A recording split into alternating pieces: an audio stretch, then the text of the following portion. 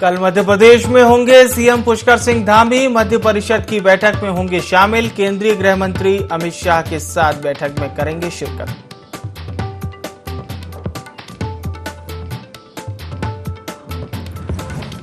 देहरादून में संपन्न उत्तराखंड राज्य सीनियर बैडमिंटन प्रतियोगिता। खेल मंत्री रेखा आर्या रही मौजूद। जीते खिलाड़ियों को किया सम्मानित।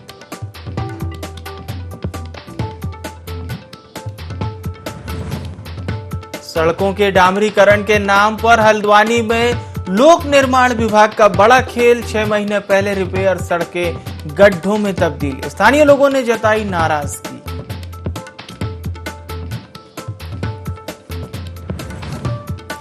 प्रदेश भर में चलाई जा रही मुख्यमंत्री उदीयमान खिलाड़ी उन्नयन योजना। चंपावत से शुरू हुई योजना की शुरुआत। खिलाड़ियों का करवाया जा रहा टेस्ट।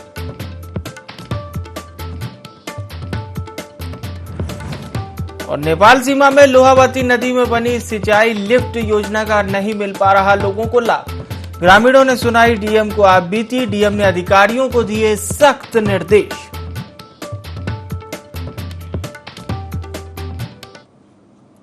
नमस्कार, देवभूमि लाइव में आप सभी का बहुत स्वागत है। आपके साथ मैं हूं विवेक पांडे। बुलेटिन की शुरुआत करते हैं।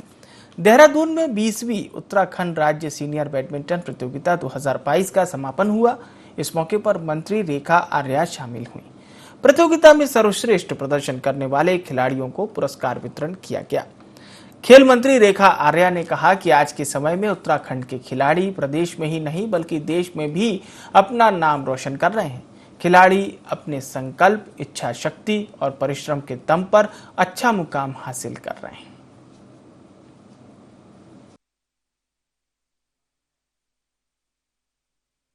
इसका Uttarakhand state senior badminton championship का आज समापन है। मैं समझती हूँ कि इस समापन के अवसर पर मुझे आने का यहाँ पर मौका मिला है और निश्चित रूप से जो हमारे सीनियर्स हैं, निश्चित रूप से जो अंडर 18 हैं, उन सब बच्चों की आज प्रतियोगिताएं लगभग फाइनल की ओर पहुँची हैं और कई लोगों को प्राइज़ भी यहाँ पर आज मिले हैं। मैं समझती हूँ कि एसोसिएशन का ये एक अच्छा और सुखद प्रयास है। इससे कई मौके भी मिलते हैं, अवसर भी मिलते हैं और निश्चित रूप से बच्चों की प्रतिभा को निखार भी मिलता है और बच्चे भी नेशनल और इंटरनेशनल के लिए प्रिपेयर भी होते हैं। उत्तराखंड के कृषि एवं सैनिक कल्याण मंत्री गणेश जोशी आपदा प्रभावित क्षेत्र सरखेत पहुंचे, जहां मंत्री गणेश जोशी ने अधिकारियों को शीघ्र स्थिति सामान्य करने के निर्देश दिए। निरीक्षण के दौरान मंत्री जोशी ने रेस्क्यू ऑपरेशन में लगे एनडीआरएफ और एसडीआरएफ के जवानों के कार्यों की जमकर तारीफ की। उन्होंने कहा कि अभी तक प्रभावित क्षेत्र से 17 परिवारों को सुरक्षित स्थानों पर रखा गया है। लापता लोगों की तलाश की जा रही है।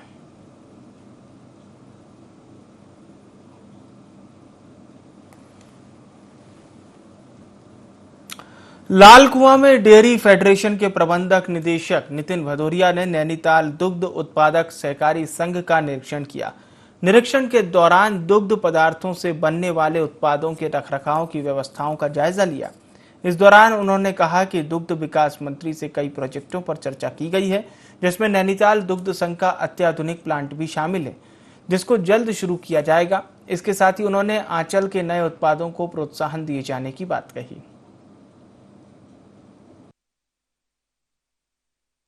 जी का बहुत धन्यवाद भी देना चाहूँगा। और अभी वो माननीय केंद्रीय मंत्री जी से भी मिले थे, तो उन्होंने उसमें इस डिमांड को रखा गया है और मुझे बिल्कुल यकीन, मैं बिल्कुल आपको गारंटी दे सकता हूँ कि मुझे पूरा यकीन है कि इसको हमको ये प्लांट ज़रूर मिलेगा। और इसके मैकेनाइजेशन से कहीं ना कहीं, जो बात मैंने पहले भी कही है, उससे आपको प्रोडक्ट में और क्वांटिटी में और वॉल्यूम में आपको कंपटीशन दिखेगा। अभी हमारी नैनीताल संघ में आइसक्रीम द्वारा भी लॉन्च की गई है, जो नया एक प्रोडक्ट है।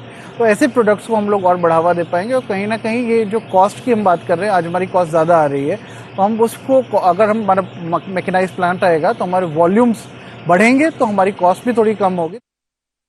लक्सर में गंगा नदी का जलस्तर बढ़ने से तटीय इलाके जलमग्न हो गए हैं, जिसके बाद मौके पर तहसीलदार, मजिस्ट्रेट के साथ एसडीआरएफ की टीम और स्थानीय पुलिस बल को भी रवाना किया गया। गनीमत ये रही कि इस दौरान किसी तरह के नुकसान की कोई खबर सामने नहीं आई। बाढ़ के कारण उत्तराखंड और उत्तर प्रदेश की सीमा पर आवाजाही थम चुकी है, जिससे राहगीरों को भी मुश्किलों का सामना करना पड़ रहा है। इस दौरान तहसीलदार शालिनी मौर्य ने कहा कि संवेदनशील स्थानों को चिन्हित कर बारीकी से निगरानी रखी जा रही है। वहीं जगह जगह पर पुलिस बल सहित एसडीआरएफ की टुकड़ियों को भी तैनात किया गया है।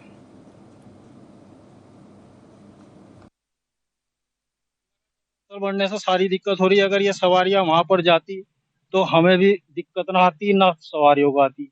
अब गंगा का जल बढ़ने से परेशानी तो है ही, सवारी भी हमें परेशान कर रही है और हम भी परेशान है।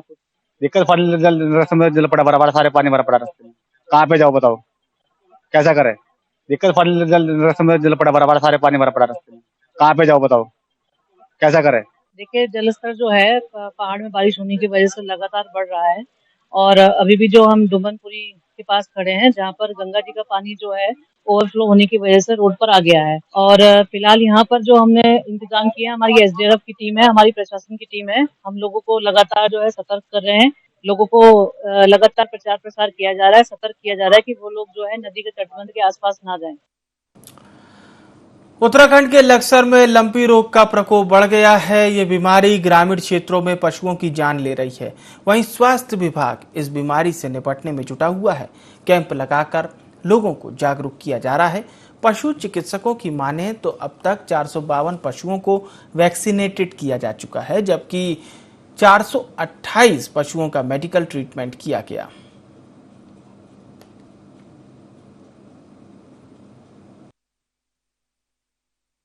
पशु चिकित्सालय क्षेत्र में कुछ गांव हमारे इससे प्रभावित हुए हैं मुख्यतः, जिसमें भोगपुर, टांडा मजादा, बाड़ी टीप और रामपुर रायगढ़ी, इन गांवों में ज्यादा केस देखे गए हैं। जिसके सरकार द्वारा हमें जिस संबंध में हमें दवाइयाँ उपलब्ध कराई गई और हमारे द्वारा वहां पर जाकर कैंप लगाए गए हैं।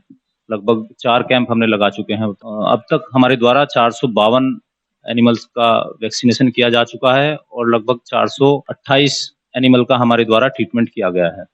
इसके अतिरिक्त जहां से भी हमें जो संबंधित एरिया हमारा है, उसमें जहां से भी हमें पता लगता है कि पशु बीमार है, तो हमारे द्वारा जाकर वहां पे उपचार दिया जा रहा है। उत्तराखंड में डेंगू ने भी दस्तक दे दी है। इसको लेकर स्वास्थ्य विभाग अलर्ट मोड पर है। दून मेडिकल कॉलेज के सीएमएस डॉक्टर केसी पंत ने बताया कि स्वास्थ्य विभाग की तरफ से डेंगू को लेकर अलर्ट जारी किया गया है। चिकित्सालय में डेंगू के मरीजों के लिए 20 बेड का अलग वार्ड बनाया गया है। चिकित्सालय में जो भी मरीज अपना इलाज करवाने आ रहे हैं, उन्हें डेंगू के प्रति जागरूक करने का भी काम किया जा रहा है।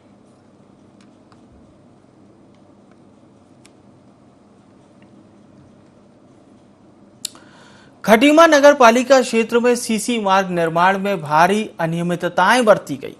बता दें कि वार्ड नंबर 14 में 19 लाख रुपए की लागत से 70 मीटर सीसी मार्ग का निर्माण कराया गया था, लेकिन निर्माण के नाम पर मार्ग पर केवल बजरी ही बजरी दिखाई दे रही है।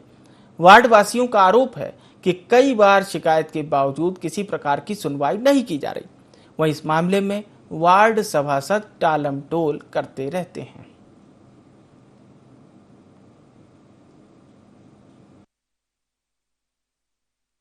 दिसंबर में बना, जनवरी तक, और ये फरवरी में ही उखड़ गया।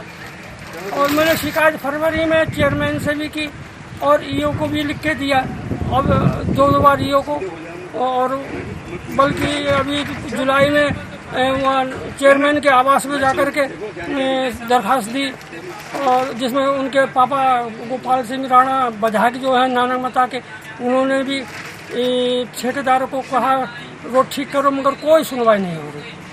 रोड ये 70 मीटर पुल है और इसमें सीमेंट जो डाला गया, जमा हुआ सीमेंट तोड़ करके गिरवाया। और बाद में मैंने उसी समय कहा कि ये सीमेंट सही नहीं पड़ रहा है, मगर सुनी या सुनी कर दी। नगर पालिका के उनसे बात की थी अधिकारी से, तो उनके द्वारा कहा गया कि अभी इसमें सिंगल पेमेंट भी ठेकेदार को नहीं है, उसकी एमडी कोई भी अभी तैयार नहीं की गई है, और ये सुनिश्चित किया जाएगा कि उसकी क्वालिटी अच्छी होगी। और उनको क्योंकि 3 महीने का टाइम पीरियड दिया गया था कि इसको रोड को पूरा करेंगे, क्योंकि बारिश हो गई थी, इसलिए 3 महीने का और एक्सटेंशन दिया है, तो अक्टूबर तक इसको पूर्ण करना है। तो हम इसको लगातार मॉनिटरिंग करेंगे और मैंने निर्देश भी दिए हैं कि क्वालिटी को ध्यान में रखकर ही सड़क का निर्माण किया। जांच का विषय है, मैं भी जांच करूंगा इसमें कि देखते हैं कि भाई अगर इनके द्वारा कोई एमबी इन्होंने पास कर दिया होगा तो निश्चित रूप से इनके खिलाफ कार्रवाई की जाएगी, क्योंकि अभी जैसे मेरे को वीडियो क्लिपिंग में दिख रहा है तो वहाँ पर सिर्फ रोडे बिछे हुए हैं और किसी तरह की रोड का निर्माण नहीं।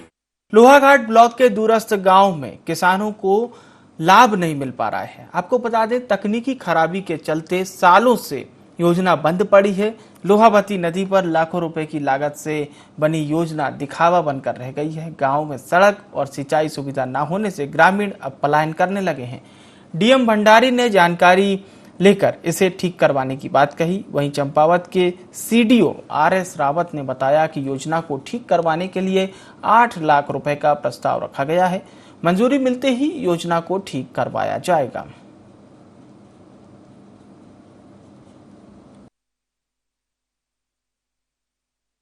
लोहाघाट के ग्राम पंचायत कायल में जो नेपाल सीमा से लगा हुआ दूरस्थ गांव है, वहां पर 10-12 साल पहले एक 80 लाख रुपए की लागत से एक लिफ्ट सिंचाई योजना बनाई गई थी, जिससे गांव वालों को बहुत सारी उम्मीद थी। लेकिन यह योजना कुछ समय चलने के बाद जो है बंद हो गई है और कई बार जो है अधिकारियों से शिकायत भी की गई है, लेकिन इसके ऊपर लिपापोती की जा रही है और अभी तक यह योजना बंद है, जिससे गाँव वालों को कोई लाभ प्राप्त नहीं हो रहा है। यहाँ जो लिफ्ट सिंचाई योजना जिससे गाँव वालों को बहुत सारी उम्मीदें थी, वह बंद होने से यहाँ आधी आबादी पलायन कर गई है। एक ज्ञापन लिखित में भी दिया है और तहसील दिवस में पुल्ला तहसील दिवस में उन्होंने जो है इस योजना को जल्द से जल्द ठीक कराने का आश्वासन दिया है, जिससे हमें उम्मीद है कि यह जल्द से जल्द ठीक करा दी जाएगी। में आपने लाया है, अभी हम बैठे थे अभी लगभग 3 घंटे, लेकिन अभी किसी ने ऐसी ये कोई कंप्लेन की नहीं किसी ने, तो आपने संज्ञान में आपके द्वारा संज्ञान में लाया गया है। इसमें यहीं पे जल संस्थान जल निगम दोनों यहीं पे हैं, दोनों एग्जीक्यूटिव इंजीनियर्स, तो अभी हम उनको डायरेक्शन देंगे कि वो एक बार हमको जांच रिपोर्ट सौंपेंगे, क्या रीजन है इसके और क्या हमको करना चाहिए। काशीपुर में तेंदुए का आतंक जारी है। क्षेत्र की गड्ढा कॉलोनी में तेंदुए का बच्चा दिखाई दिया, जिससे स्थानीय रहवासी भी दहशत में हैं। वहीं वन विभाग तेंदुए को पकड़ने में नाकाम साबित हो रहा है। वन विभाग की नाकामी से लोगों में खासा आक्रोश है।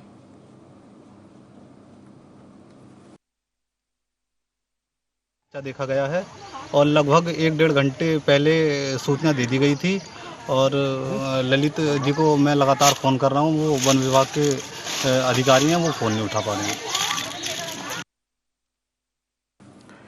हरिद्वार में ओएनजीसी के सीएसआर मद ने सीवर क्लीनिंग करने वाली संस्था को बंडीकूट मैनहोल क्लीनिंग रोबोट गिफ्ट किया। इस रोबोट के बाद अब किसी सफाई कर्मी को मैनहोल में जाकर सफाई नहीं करनी होगी। इसे लेकर मुख्य विकास अधिकारी प्रतीक जैन ने बताया कि बारिश में अक्सर मैनहोल बाधित होने के कारण सफाई कर्मियों को मैनहोल के अंदर जाना पड़ता था। इससे कई बार दुर्घटना का भय बना रहता था, लेकिन अब इस रोबोट की मदद से यह काम आधुनिक तकनीक का इस्तेमाल करके किया जाएगा, जो कि कर्मचारियों के हित में एक अच्छी पहल है।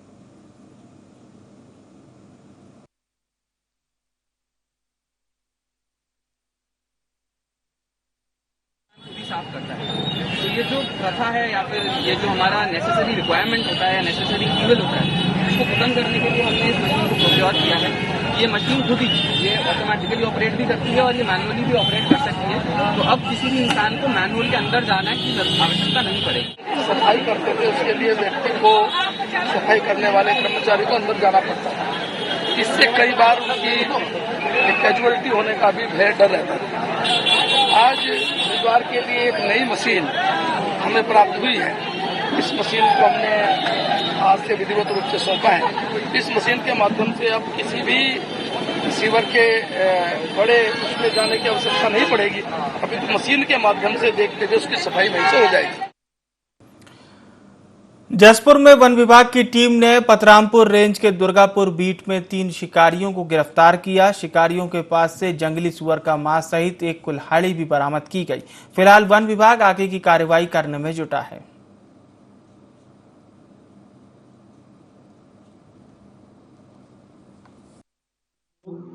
दुर्गापुर बीट के कंपार्टमेंट 32 में गए हैं। बाइकों से कुछ लोग घुसने की सूचना थी, तो उस पर हमारी टीम ने वहाँ पे जो है सर्च प्रारंभ किया, तो हमें 2 मोटरसाइकिलों पे 3 व्यक्ति जो है जंगल के अंदर दिखाई दिए, उनको जो है दबिश दे के पकड़ा गया।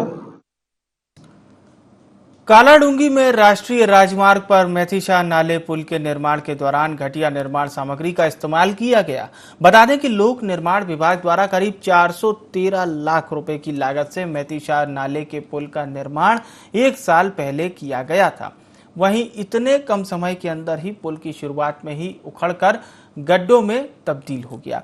इस दौरान बाइक सवार कई बार गड्ढों से चोटिल भी हो चुके हैं। वहीं स्थानीय लोगों में लोक निर्माण विभाग और ठेकेदार के घटिया निर्माण के प्रति रोष देखा जा रहा है। काफ़ी करोड़ों की लागत से ये काफ़ी जद्दोजहद के बाद ये पुल बनाया इसको, और पुल बनने के अभी 1 साल भी नहीं हुए हैं कि पुल के दोनों छोर जो हैं वो उस पर जो है काफ़ी बड़े बड़े गड्ढे बन जा रहे हैं। बारिश हालांकि अभी उतनी तेज़ नहीं हुई है, लेकिन फिर भी जितनी भी बारिश हुई, बारिश में पूरे गड्ढे हो जा रहे हैं और लोग जो है उसमें लगभग चोटिल होते चले जा रहे हैं। उच्च गुणवत्ता जो है का ध्यान नहीं रखा गया, जिसकी वजह से ये ऐसा हो रहा है। पुल की ओर जो है अच्छी तरह दोनों ओर जो है इसकी रिपेयरिंग करके इसको अच्छा बनाया जाए। चंपावत में मुख्यमंत्री उदयमान खिलाड़ी उन्नयन योजना के तहत जिला स्तरीय ट्रायल शुरू हो गया है। चंपावत के गोरल चोर खेल मैदान में 8 से 14 वर्ष तक के खिलाड़ियों का बैटरी टेस्ट किया जा रहा है, जिसमें हर आयु वर्ग से 25 टॉप खिलाड़ी चुने जाएंगे, जिन्हें प्रदेश सरकार हर महीने 1500 रुपए की छात्रवृत्ति देगी। वहीं इस प्रतियोगिता की चयन प्रक्रिया में भेदभाव के आरोप भी लग रहे हैं, जिन्हें खेल विभाग के अधिकारी ने सिरे से नकार दिया।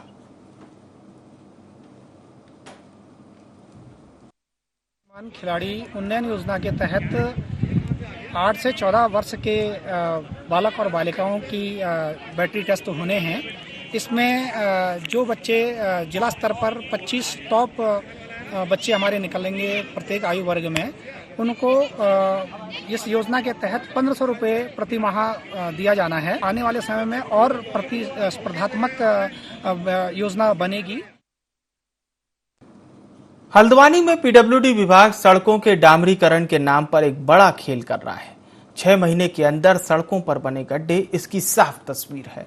इससे नाराज दर्जनों ग्राम प्रधान और पार्षद कालाडूंगी क्षेत्र के विधायक बंशीधर भगत के निवास स्थल पहुंचे। नाराज जनप्रतिनिधियों ने विधायक से कहा कि खस्ताहाल सड़कों की वजह से आए दिन हादसे हो रहे हैं। विधायक ने इसे लेकर मुख्यमंत्री पुष्कर सिंह धामी के संज्ञान में लाने और जरूरत पड़ने पर उच्च स्तरीय जांच कराने का भरोसा दिया। विधायक ने कहा कि राज्य में भ्रष्टाचार पर जीरो टॉलरेंस की नीति काम कर रही है, दोषियों पर तत्काल कार्रवाई की जाएगी।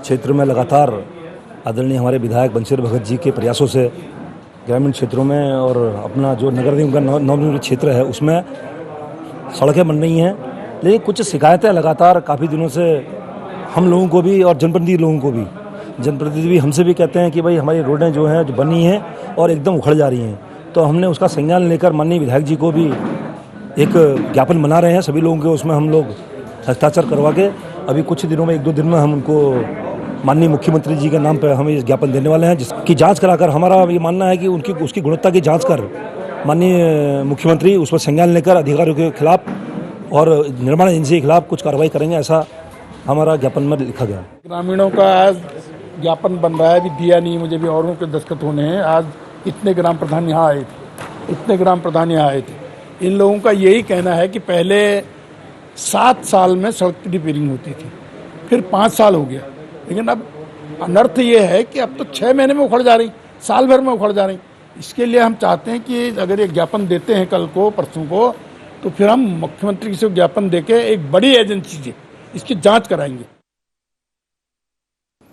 लोहाघाट ब्लॉक के नेपाल सीमा से लगे सुनकुरी, जिंदी, सुल्ला, पाशम, मजपीपल आदि ग्रामीण क्षेत्रों में गौरा महोत्सव की धूम मची हुई है। गौरा महोत्सव में शामिल होने के लिए और मां गौरा का आशीर्वाद लेने के लिए देशी नहीं विदेशों से भी प्रवासी गांव पहुंचे हुए हैं। महिला और पुरुष गौरा गायन कर रहे हैं। महिलाएं सुबह से मंदिरों में विशेष पूजा अर्चना कर मनचाहे वरदान की कामना कर रही हैं। गौरा गायन स्थल पर एकत्रित होकर महिला और पुरुष रामायण, महाभारत सहित देव आधारित गीतों का गायन कर रहे हैं।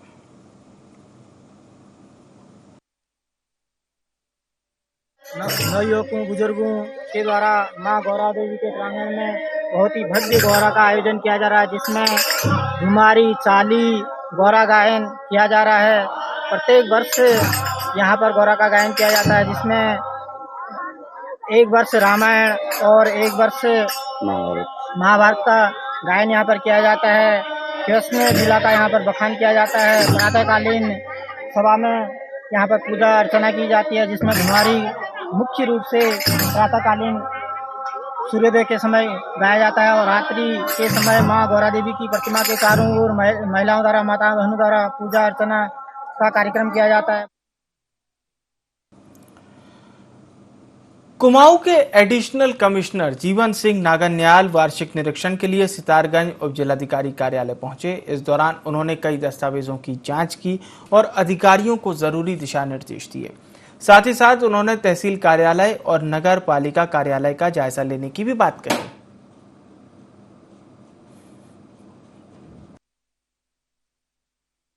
और अभी एसडीएम कोर्ट को जो है मैंने अभी देखा है और इसके साथ ही जो है अभी मुझे तहसील और जो है नगर पालिका का भी जो है निरीक्षण करना है। ये जो है हमारे रेवेन्यू मैनुअल में जो प्रत्येक वर्ष जो है प्रत्येक तहसीलों का जो है निरीक्षण का जो है रोस्टर होता है। कार्य जो है हमारे तहसीलों में, एसडीएम कोर्ट में या जो हमारे नगर पालिकाओं में, तो कैसे जो है कार्य चल रहा है, ठीक चल रहा है या नहीं चल रहा है। दाखिल खारिज के प्रकरण जो है अभी मैं जो है तहसीलों का निरीक्षण करूँगा, तभी मुझे पता चल पाएगा कि उनमें क्या कमियाँ हैं। अभी वहाँ जाने के बाद ही अभी देखूँगा। अभी मैंने मात्र अभी आपका उप जिला अधिकारी कार्यालय को देखा है। सितारगंज क्षेत्र का सबसे प्राचीन गुरुद्वारा छठी बादशाही गुरुद्वारा है, जिसके कमेटी चुनाव के लिए उम्मीदवारों ने सितारगंज मंडी स्थल पहुंचकर नामांकन भरा। छठी बादशाही गुरुद्वारा साहिब सितारगंज के कई पदों के लिए चुनाव होना है। 7 पदों के लिए कुल 17 लोगों ने नामांकन पत्र दाखिल किया। नामांकन के दौरान सुरक्षा की दृष्टि से पुलिस बल को भी तैनात किया गया। चुनाव सहायक अधिकारी मलखान सिंह ने बताया कि 22 अगस्त को ही चुनाव के बाद परिणाम घोषित किए जाएंगे।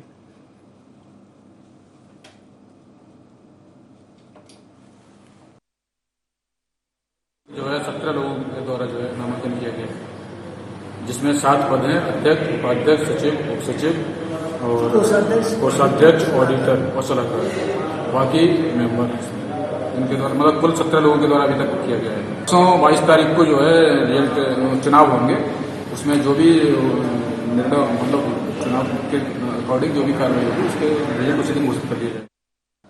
देवभूमि लाइव में फिलहाल के लिए इतना ही। मुझे आने विवेक को दीजिए इजाजत। नमस्कार।